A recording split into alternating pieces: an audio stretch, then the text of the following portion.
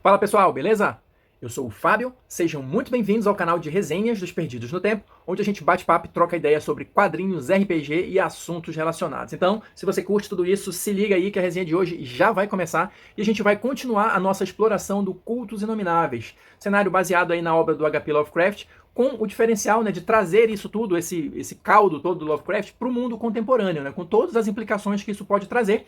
Como, por exemplo, cada vez que você compartilha aquela figurinha do Cthulhu, você pode, sem querer, estar ajudando a despertá-lo e a destruir o mundo, né? Enfim, brincadeiras à parte, quem tá ligado no movimento, quem tá acompanhando os vídeos conforme eles vão saindo, sabe que hoje a gente vai começar um capítulo novo, o capítulo 8, Direção, que é aquele famoso capítulo do livro voltado para o narrador, né, para o mestre. Mas se você está chegando agora, não entre em pânico, tem a nossa playlist exclusiva aqui do Cultos Inomináveis, que reúne todos os nossos vídeos sobre o jogo, para você recuperar o tempo perdido aí e seguir com a gente rumo à perda de sanidade. Aliás, avisam aos navegantes, a gente já está na reta final do livro, tá? Esse capítulo 8, que a gente vai começar hoje, mas vai se estender por alguns vídeos, é o último capítulo do livro, depois tem só um apêndice com algumas aventuras prontas pra gente comentar e dar aquele arremate final, beleza? Então fica esperto aí que a sanidade já está chegando ao fim. Então vamos lá, pessoal, para a gente iniciar aqui a nossa brincadeira, a nossa discussão. Esse capítulo, ele vai começar, ele vai nos recepcionar com esse belo sorriso aqui, né, que eu já mostrei, mas faço questão de mostrar de novo. Este belo sorriso aqui acolhedor. Mas além disso, ele é um capítulo que vai tratar um pouquinho do estilo de jogo, né? Dá aquela visão geral do cenário. Agora, como eu falei, mais voltado para o narrador. É aquele famoso capítulo que dá as dicas, né? Como você vai provocar tais reações, né? A melhor maneira de você fazer um TPK com seu grupo, enfim. Tem tudo aqui, basta saber ler nas entrelinhas, né? Mas o detalhe interessante, brincadeiras à parte, é que aqui ele começa falando sobre o cenário e o ambiente, olha só. É o primeiro grande tópico aqui desse capítulo, que vai justamente tratar de um tema que eu acredito que seja bem relevante aqui em se tratando de um jogo baseado na obra do Lovecraft, que é a seguinte pergunta: como é que você vai descrever o desconhecido? Ou como é que você vai descrever aquilo que a mente humana não consegue entender direito? Né? Que é uma coisa que a gente comentou aqui ao longo de vários vídeos da série. Então agora você, narrador, que vai dar vida, né, a esses monstros, a essas criaturas inimagináveis, como é que você vai fazer isso? Como é que você vai passar isso para os jogadores? Realmente é uma tarefa difícil, tá? E eu já adianto que o livro aqui ele não tem uma fórmula mágica, ele não tem uma solução pronta, acabada e perfeita para isso. Mas ele dá algumas dicas que eu acho bem interessantes.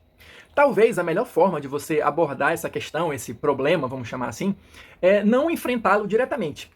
Assim como os jogadores, talvez não seja a melhor maneira de você vencer esse desafio, você encarar de frente a tarefa de descrever uma criatura dos mitos, né, com todos os detalhes. Então, o que o livro sugere, que aliás é uma dica que eu acredito que seja bem geral para qualquer RPG, mas aqui ela ganha um peso diferente, é você focar no que está em volta. Então, o livro fala aqui, por exemplo, o cenário, né, o lugar, as circunstâncias que cercam aquele lugar, como é escuro, é claro, descrever com a maior riqueza de detalhes possíveis. E também o ambiente no sentido das sensações, né? Tá frio, tá calor, você sente algum cheiro estranho, você consegue enxergar direito, sua visão tá turva, tem névoa, alguma coisa ali. Eu acho que assim, muitos RPGs falam da importância de você descrever o cenário e as sensações, mas pelo menos na minha experiência, às vezes isso é um pouco deixado de lado.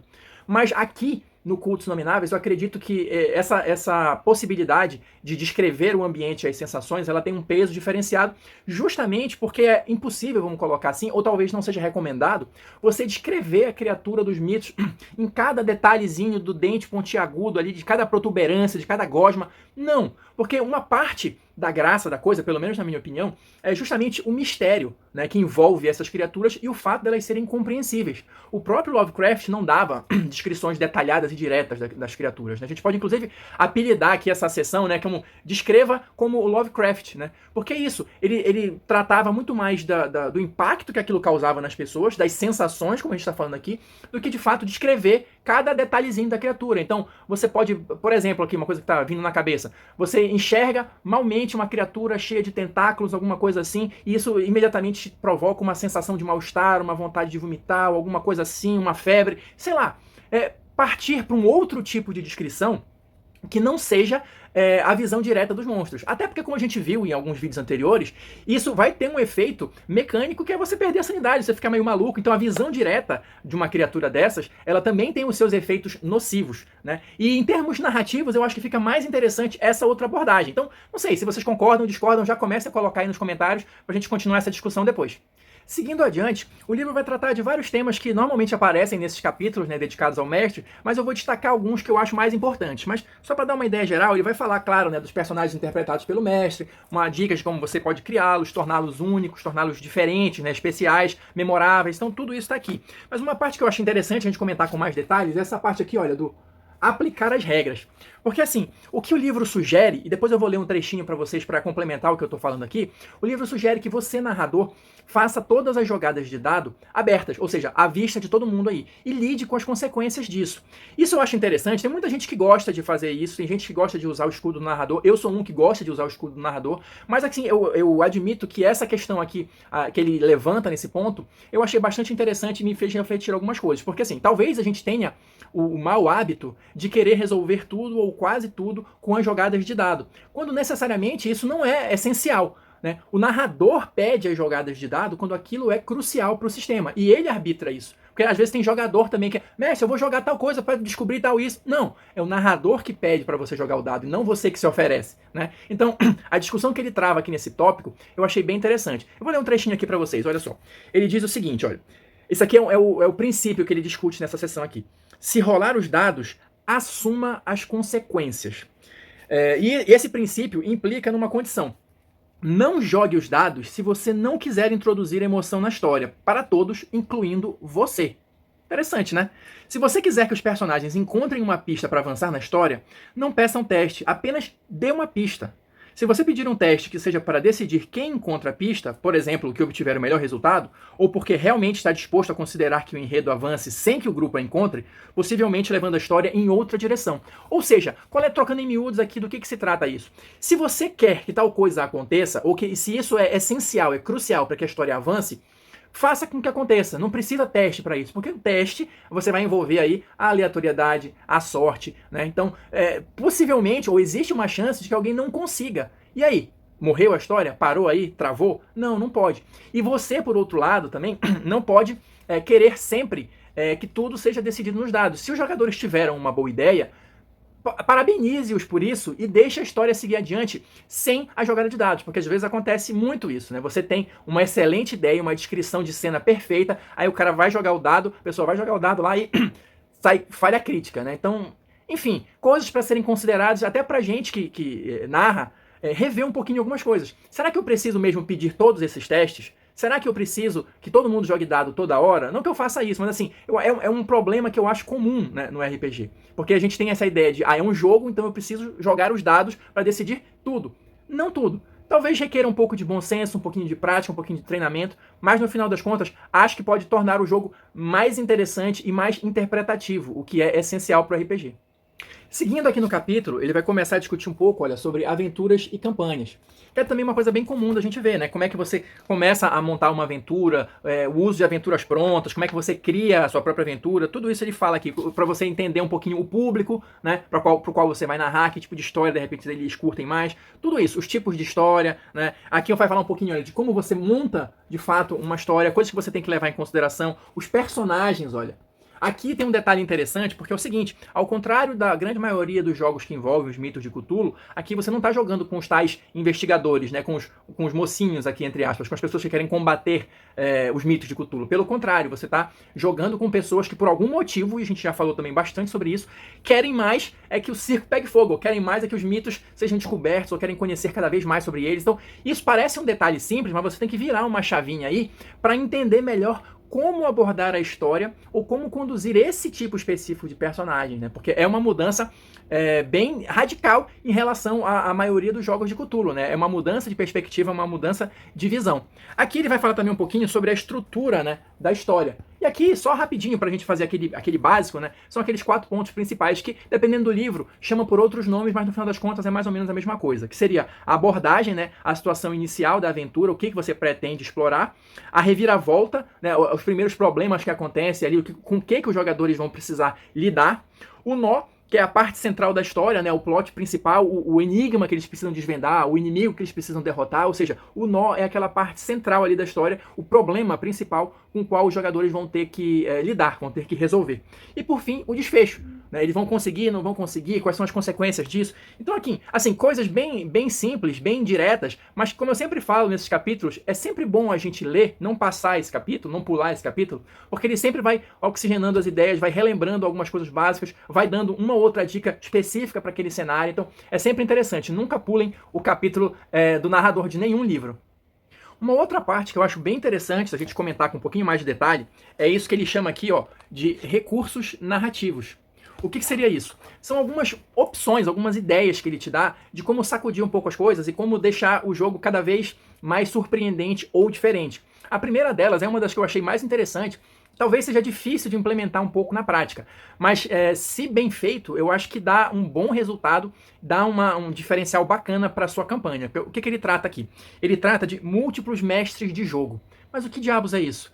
Olha só, existem grupos em que, por exemplo, se mais de uma pessoa conhece as regras, saca e tal, ou simplesmente tem boas ideias para gerar histórias, você pode revezar o papel de mestre, mas diferente do que acontece na maioria dos casos, imagino eu, você não vai revezar o mestre e vai mudar completamente a história. Vamos jogar outra coisa aqui, vamos jogar outro cenário. Não, a ideia aqui é que vários mestres ou alguns mestres revezem na condução da mesma história. Mas como assim? Você pode ficar pensando, vai dar confusão, vai dar problema e tal, porque uma hora a pessoa é mestre, depois ela volta para ser jogador. Mas calma, como eu falei, pode dar um pouquinho de trabalho, mas também pode ser uma experiência bem interessante. Quais são as sugestões que ele dá aqui no livro?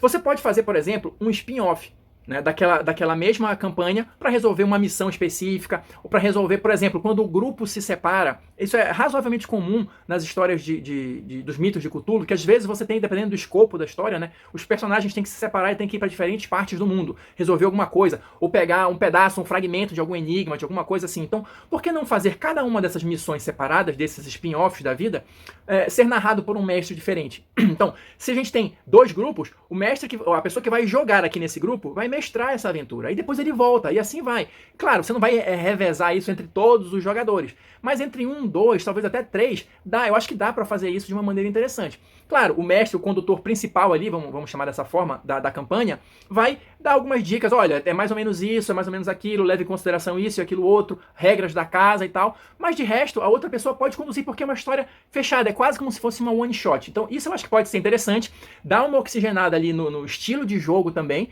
né, e pode até de repente reacender o interesse das pessoas pelo jogo, pela campanha, enfim, eu acho que é uma técnica interessante, fiquei curioso de testar, só precisa encontrar, claro, um mestre digno de confiança, né?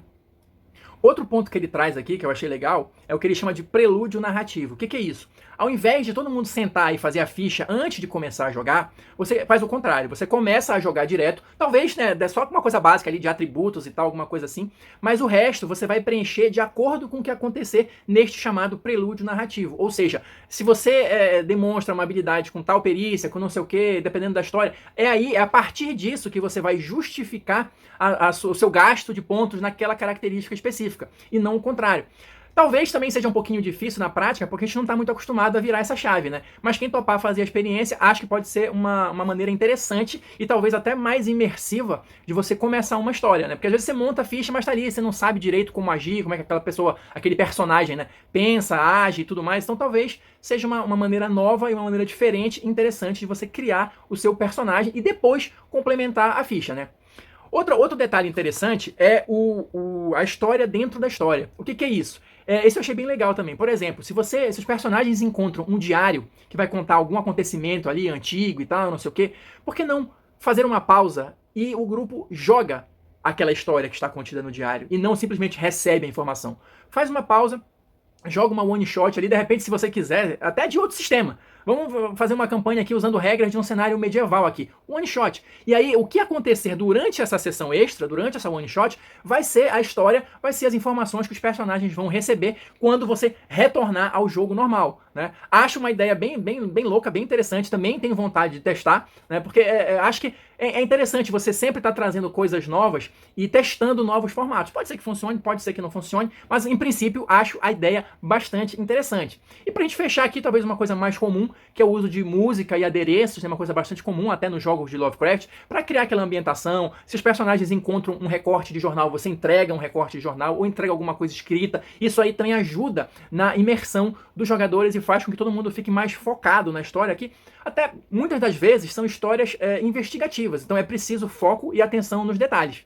E para a gente fechar aqui essa primeira parte, né, a gente ainda não terminou esse capítulo, vamos seguir com ele nos próximos vídeos, mas o último detalhe para a gente fechar esse vídeo aqui seria o que o livro chama de debriefing, né? Que é assim, no final de cada sessão, todo mundo sentar ali numa boa, tranquilo, para colher as impressões sobre o que aconteceu. O objetivo aqui, é importante que isso fique claro, não é apontar erros de ninguém. Ah, fulano jogou mal, o mestre roubou. Não é isso. É todo mundo sentar junto e pensar e colocar as impressões que teve no objetivo de atingir um consenso e melhorar o estilo de jogo para todo mundo. Então, é uma coisa que muita gente faz instintivamente, mas, salvo engano, acho que é o primeiro livro que eu pego que fala especificamente disso. Então, achei interessante comentar isso com vocês, beleza?